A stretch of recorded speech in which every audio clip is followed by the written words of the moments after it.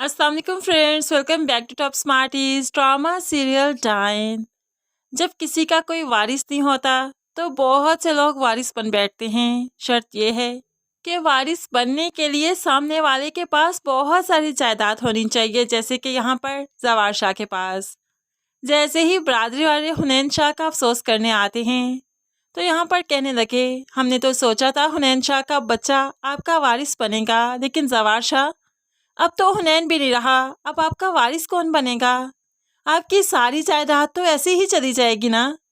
तो यहाँ पर जवेद बोल पड़ा, क्यों ऐसे ही चली जाएगी? मेरा बच्चा भी तो इनका बच्चा है ना, वो बनेगा जवार शाह का वारिस। अब तो जवार शाह सोच में पड़ गया कि ऐसे ही अपनी ज़मीन अपनी जायदाद सबको बांट देगा, क्या उसका वारिस कभी नहीं होगा?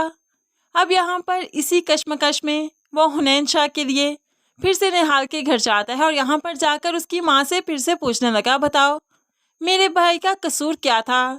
अगर सच सच बताओगी तो वाकई माफ़ीनामे पर साइन कर दूंगा।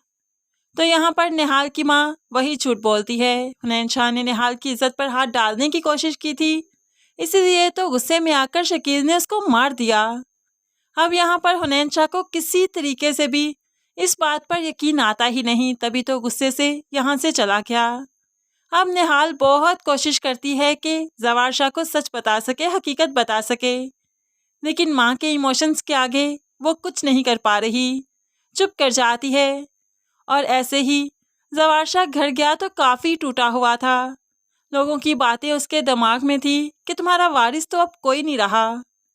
अब यहाँ पर बहुत ही महसूस करती है शबाब भी इन चीज़ों को कि उनका वारिस आखिर अब कौन बनेगा। तो यहाँ पर शबाब की माँ उसकी मुश्किल हल करते हुए कहने लगी, जो लड़की आई थी ना, बहुत ही बेबस थी, बहुत मजबूर थी, उन्हें माफ़ीनामे पर साइन भी चाहिए थे और मुझे लगता है हुनैन से बहुत मोहब्बत भी करती थी। हुनैन की मोहब्बत की खातिर वो कुछ भी कर गुजरेगी।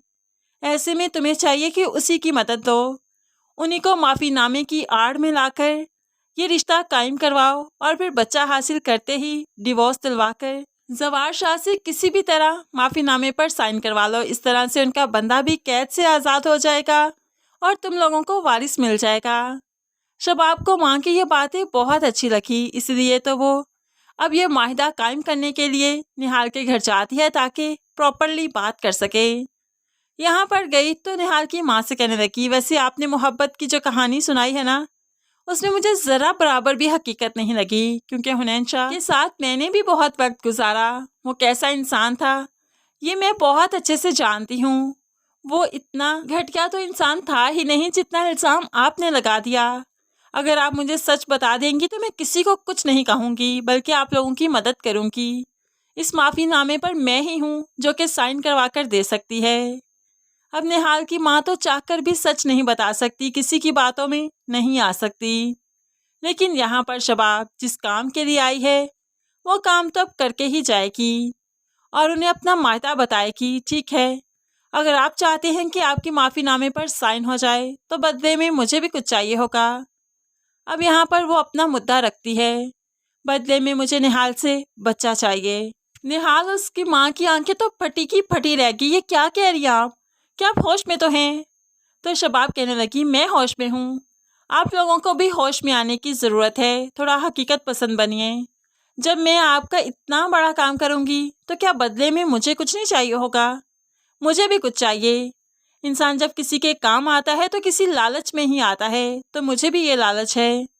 आप सोच समझ लीजिए, फ़ैसला कर लीजिए, और जब आपका फ़ैसला मेरे मायदे के मुताबिक होगा तो मुझे फ़ोन करके बता दीजिएगा। आपका काम भी हो जाएगा और फिर आपको मेरा काम भी करना होगा। ये कहते हुए शबाब यहाँ से चली गई, बहुत कॉन्फिडेंट है कि उसे हाँ में जवाब मिलेगा और ऐसे ही वह जवार शाह से निहाल का निकाह करवाएगी और फिर बच्चा लेते ही इस निकाह को तोड़वा भी देगी और फिर माफ़ीनामे पर साइन करते हुए शकील को रिहा करवाएगी। अब यहाँ पर शबाब तो सारा प्लान बना चुकी है, लेकिन वो ये भूल चुकी है कि आखिरकार फैसले तो कुदरत के होते हैं। जब कुदरत मिलाना चाहती है तो क्या खबर कि उसने उस मिलाप के बाद कभी जुदाई लिखी ही ना हो। इस तरह से शबाब को ये मायदा बहुत ही महंगा पड़ने वाला है।